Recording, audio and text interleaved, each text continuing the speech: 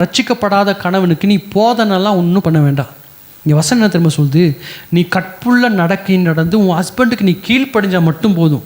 உன்னுடைய கீழ்ப்படிதல், உன்னுடைய அன்பு, உன்னுடைய சாந்தம், உன்னுடைய பொறுமை, இது என்ன பண்ணுன்னா ரட்சிக்கப்படாத உன் கணவனுக்குள்ளே கிரியை செஞ்சு உன்னுடைய கீழ்ப்படிதல், உன்னுடைய ஒழுக்கம், உன்னுடைய அமைதி, உன்னுடைய பொறுமையே ரட்சிக்கப்படாத உன்னுடைய கணவனை ரட்சிப்புக்குள்ளே கொண்டு வரும். நான் சொல்லுங்க, கர்த்தருடைய வார்த்தை சொல்லுகிறது.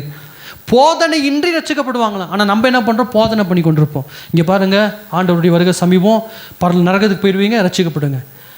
ஆண்டவரை பற்றி சுவிசேஷம் சொல்லுவோம். ஆனால் அன்பு வாய்ப்பில்லை ராஜா, வாய்ப்பில்லை.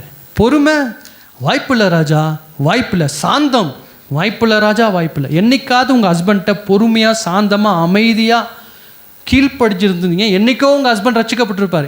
ஏன் உங்கள் ஹஸ்பண்ட் இன்னும் ரட்சிக்கப்படலைன்னா, நீ சுவிசேஷத்தை சொல்கிற, ஆனால் சுவிசேஷத்துக்குரிய கிரியைகளாகிய அன்பு, சமாதானம், பொறுமை, சாந்தம், தயவு, இது எதுவுமே உன்கிட்ட காணப்படாது. இயேசுவை குறித்த பிரசங்கத்தெல்லாம் உங்கள் ரட்சிக்கப்படாத கணவருக்கு நீங்கள் சொல்லாதீங்க.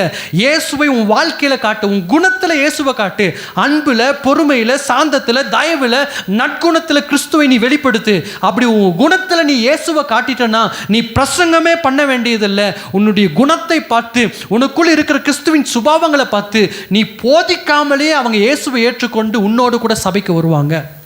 இன்னும் ஏன் உன்னுடைய கணவர் சபைக்கு வரலனா, உன்னுடைய கோபம் தான் காரணம், உன்னுடைய எரிச்சல் தான் காரணம், உன் கசப்பு தான் காரணம், உன்னுடைய சகிப்புத்தன்மை இல்லாதது தான் காரணம், நீ சண்டை போடுறது தான் காரணம். இயேசுவை பற்றி இவ்வளோ சொல்லி கேட்கவே மாட்டான். நீ எவ்வளோ நேரம் இயேசுவை பற்றி பிரசங்கம் பண்ணாலும் கேட்க மாட்டான். ஆனால் இயேசுவோடைய அன்பை உன்னுடைய செயல்களில், உன்னுடைய குணங்களில், உன் நடக்கையில் காட்டிப்பார்.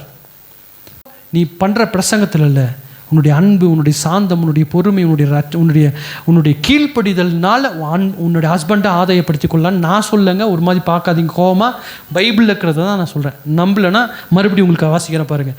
அந்தபடியே மனைவிகளே, உங்கள் சொந்த புருஷர்களுக்கு கீழ்ப்படிந்திருங்கள். அப்பொழுது அவர்களில் யாராவது திருவசனத்துக்கு கீழ்ப்படியாதவர்களாக இருந்தால் பயபக்தியோடு கூடிய உங்கள் கற்புள்ள நடக்கையை அவர்கள் பார்த்து போதனையின்றி மனைவிகளின் நடக்கையினாலேயே ஆதாயப்படுத்தி கொள்ளப்படுவார்கள்.